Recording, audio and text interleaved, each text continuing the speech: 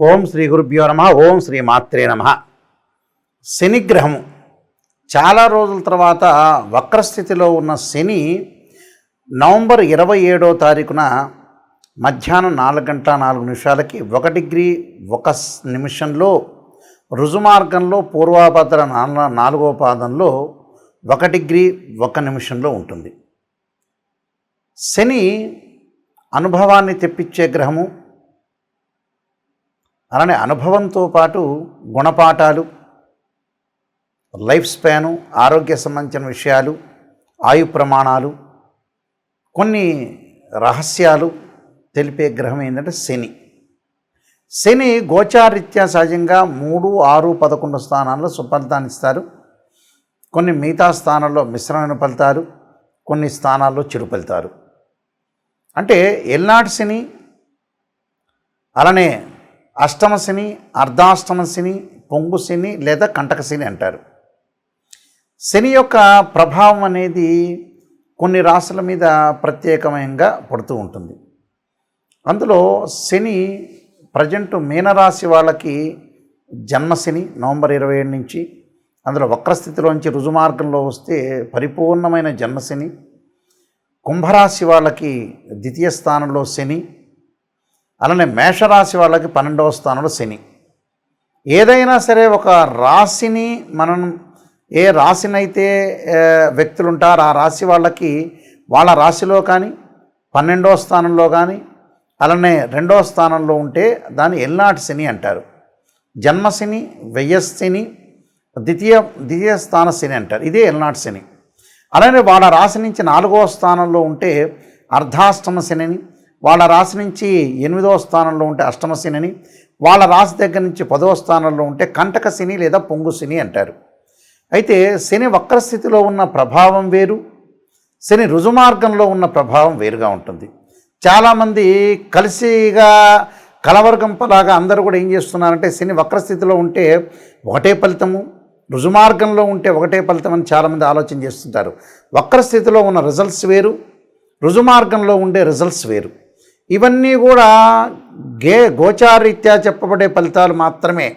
అది first point గుర్తుపెట్టుకోవాలి. చాలామంది కూడా ఆలోచన చేస్తుంటారు ఏంటంటే పాప అన్ని టీవీ ఛానల్స్లో అందరూ జ్యోతిష్యులు చెప్పే విషయాల్లో మాకు మేషరాశి వాళ్ళకి ఇలా జరగట్లేదండి, వృషభ రాశి వాళ్ళకి ఇలా జరగట్లేదండి, మిథున రాశి వాళ్ళకి ఇలా జరగట్లేదండి అని అనుకుంటారు. నిజంగా గోచారం వేరు, బర్త్ చార్ట్ వేరు. నెంబర్ ఆఫ్ టైమ్స్ నేను అన్ని ఛానల్స్లో చెబుతూనే ఉన్నా. అది వేరు, ఇది వేరు అని మీకు ప్రేక్షకులందరికీ కూడా అవగాహన రావాలి అనే ఉద్దేశంతో చెప్తున్నాను. ఎప్పుడు కూడా బర్త్ చార్ట్ అంటే ఒక చెట్టు ఉంటుంది, ఒక ట్రీ. ఆ చెట్టు కింద వేళ్ళు ఉంటాయి, ఆ వేళ్ళు బర్త్ చార్ట్. అంటే వేళ్ళు భూమిలోకి లోపలికి వెళ్తేనే ఆ చెట్టు బాగా ఉంటుంది అని అర్థం. అంటే చెట్టుకు ఆకులు పండ్లు కాస్తాయి అని అర్థం. అలానే వేళ్ళు బాగా ఉండాలంటే ఏంటంటే ఆ వేళ్ళే బర్త్ చార్ట్. పైన ఇలా కాండం వస్తుంది, కొమ్మలు వస్తుంటాయి, కొమ్మలకు ఆకులు వస్తుంటాయి. ఆ ఆకులే గోచారం. అంటే this is the transit system అంటారు. ఎలా ఉంటుందో ఆకుల విషయంలో మనకి రైన్ సీజన్లో ఆకులు వస్తాయి, వింటర్ సీజన్లో అలా ఉంటుంది, సమ్మర్ సీజన్లో రాలిపోతుంటాయి. అదే గోచారం అంటారు. అంటే గ్రహాల యొక్క ప్రభావం రొటేట్ అవుతూ ఉంటుంటే గ్రహాలు ఒక రాశి నుంచి మరొక రాశికి మారుతూ ఉంటాయి. కాబట్టి ఎందుకు చెబుతున్నారు ఆ గోచారం కూడా వితిన్ సెకండ్లో వాళ్ళ జీవితం మారిపోతుందేమోనని. అంటే ఒక ఎగ్జాంపుల్ చెబుతున్నాను. కీర్తిశేషులు సుప్రసిద్ధ నటుడు డాక్టర్ అక్కినేని నాగేశ్వరరావు గారు ఒక ట్రైన్లో వెళ్తుండగా ఘంటసాల బలరామయ్య గారు ట్రైన్లో ఉన్నట్ట, అక్కినేని నాగేశ్వరరావు ప్లాట్ఫామ్ మీద ఉన్నాడు. ఘంటసాల బలరామయ్య పేపర్ చదువుతున్నా, వాష్రూమ్కి వెళ్తున్నా, పక్కన వాళ్ళతో మాట్లాడుతున్నా ఈ అక్కినేని నాగేశ్వరరావు గారిని చూసేవాళ్ళు కాదట. గోర్లు గిల్లుకుంటున్నా అని పదే పదే అక్కినేని నాగేశ్వరరావు గారు చెప్పారు. అందువల్ల అదృష్టం అనేది వితిన్ సెకండ్లో కలగచ్చు. ఎంత కృషి చేసినా కూడా ఆవగిందంత అదృష్టం అనేది మనిషికి ఉండాలి. అందువల్ల ఆవగిందంత అదృష్టం ఉండేదే గోచారం అంటారు. అందువల్ల ఆ గోచారంలో శని యొక్క ప్రాధాన్యత ఏమిటి, శని వల్ల ఎలాంటి రిజల్ట్స్ రాబోతున్నాయి, రుజుమార్గంలో ఉంటే ఎవరెవరికి ఎలా మంచి చెడుల యొక్క మిశ్రమైన చెడు మంచి మిశ్రమైన ఫలితాలు ఏ విధంగా ఉంటాయో మనం ద్వాదశ రాశుల వాళ్ళకి ఏ విధంగా ఉన్నాయో ఒకసారి మనం తెలుసుకుందాం. వృశ్చిక రాశి వాళ్ళకి శని రుజుమార్గంలో ఉండటం వల్ల ఏ విధంగా ఉండబోతుంది.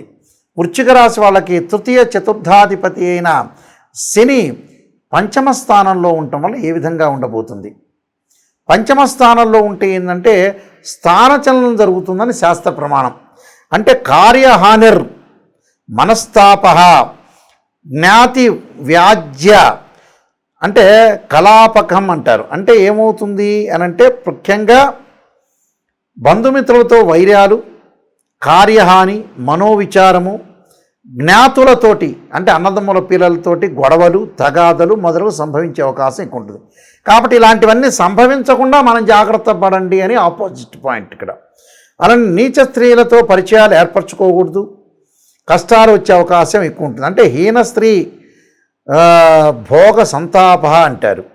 అంటే పంచమస్తే భవే చినేహ అంటారు. అంటే ఏదైతే పంచమ స్థానంలో శని ఉండటం వల్ల స్థానచలనము, ఉద్యోగంలో ప్రమోషన్ వస్తే స్థానచలనం జరిగే అవకాశాలు బాగా ఎక్కువగా ఉంటాయి. వృత్తి ఉద్యోగాల యందు కొంత ఆటంకాలు, ప్రమోషన్లో ఆలస్యం కావటం, భూములు కొనుగోలు విషయంలో కూడా, గృహ నిర్మాణాల విషయంలో కూడా కొంత జాగ్రత్తగా ఉండాలి. ఇంటిలో శుభ కార్యక్రమాలు కొన్ని వాయిదా పడే అవకాశాలు ఎక్కువ ఉంటాయి. అంటే తల్లిదండ్రులు, సోదరుల మూలకంగా కూడా కొద్ది ఇబ్బందులు రాకుండా కాపాడుకోండి చాలంతే. నీచ స్త్రీలతోటి, దుష్ట స్త్రీలతో సావాసము, దుష్టులతోటి సావాసం లేకుండా జాగ్రత్త పడితే మీకు మంచి జరిగే అవకాశాలు ఖచ్చితంగా ఉంటాయి. కొన్ని నేను రెమెడీస్ చెప్పబోతున్నా, ఆ రెమెడీస్ పాటించండి, మీకు మంచి జరిగే అవకాశాలు ఖచ్చితంగా ఉంటాయి. శని వల్ల కొంతమందికి మంచి ఫలితాలు, చెడు ఫలితాలు వస్తుంటాయి. ప్రధానంగా శని వల్ల చెడు ఫలితాలు కానీ మరింత మెరుగైన ఫలితాలు రావాలంటే శనికి కొన్ని పరిహార మార్గాలు ఉంటాయి. అంటే శనికి పరిహార మార్గాలంటే శనితో జాతకరీత్యా కొన్ని దోషాలు ఏర్పడుతుంటాయి. పునర్భవ దోషం అంటారు జీవితంలో, బర్త్ చార్ట్లో పునర్భవ దోషం అంటే ఏంటంటే కాలయాపన జరుగుతుంది అని అర్థం. కాలయాపన అంటే ఏమిటి? శని చంద్రుడి నక్షత్రాల్లో ఉన్నా, చంద్రుడు శని నక్షత్రాల్లో ఉన్నా, శని చంద్రుడిని చూస్తున్నా, శని సహజంగా సప్తమాన్ని చూస్తూ ఉంటాడు చంద్రుడిని. ఒకడ శని చంద్రుడు పరస్పర వీక్షణ ఉంటే సప్తమ స్థానం అంటాము.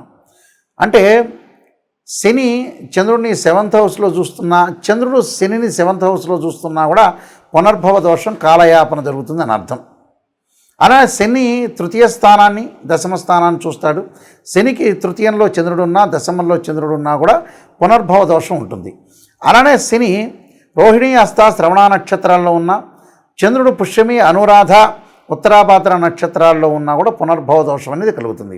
కాలయాపన జరగటం, పనులలో ఆలస్యము, మానసికంగా ఆందోళన, మెంటల్ టెన్షన్ కావటం, అన్ని పనులు దగ్గరికి వచ్చినట్టు వచ్చి వెనక్కి వెళ్ళే అవకాశాలు ఉండటం, ఏ పని కూడా సక్రమంగా కాలేకపోవటం, అన్నీ కూడా టోటల్గా ఫెయిల్ అయ్యే అవకాశాలు ఎక్కువ ఉంటాయి. అయితే ఎల్నాటి శని, అర్ధమ శని, అష్టమ శని, పొంగు శని, కంటక శని, వీటన్నిటి కూడా శని యొక్క దోషాన్ని పరిహారం చేసుకోవాలి. శని యొక్క దోషం పరిహారం చేయాలంటే శని జపం చేయించుకోవాలి 19,000 సార్లు. అలానే శనీశ్వర హోమం చేసుకోవాలి. ఆరోగ్యం బాగాలేకపోతే నువ్వుల నూనెతో శివుడికి అభిషేకం చేసుకోవాలి. శనికి నల్లని ద్రాక్షారసంతో అభిషేకం చేయాలి. నల్ల నువ్వులు, నల్లని వస్త్రము, నల్లని గొడుగు, నల్లని చెప్పులు, నల్లని మేకు దానం చేయాలి. అలాగా శనికి సంబంధించిన దక్షిణాకాళి స్తోత్రాన్ని కూడా పాలన చేయడం చాలా మంచిది. అంటే శనికి అధిదేవత, ప్రతిదేవత, అధిష్టాన దేవత, అంతరిక్ష దేవతలు ఉంటారు.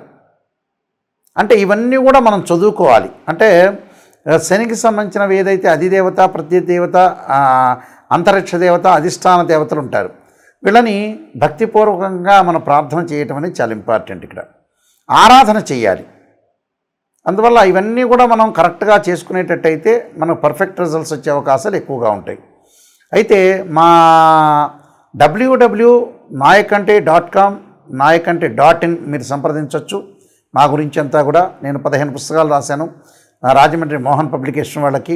కాలసర్పయోగము, కాలసర్పయోగ చంద్రిక, రాహుకేతులు, ఛాయాగ్రహాలు, స్వప్నశాస్త్ర ఫలదీపిక, అలానే జాతక చంద్రిక, వివాహ మార్తాండము, పుత్రగణపతి వ్రతము, సర్వదేవతా గోత్ర ప్రవర్లు పార్ట్ 1, పార్ట్ 2, బృహత్ పరిహార సింధు, ఇలాంటి పుస్తకాలన్నీ కూడా నేను నెంబర్ ఆఫ్ ఆస్ట్రాలజీ బుక్స్ రాశాను.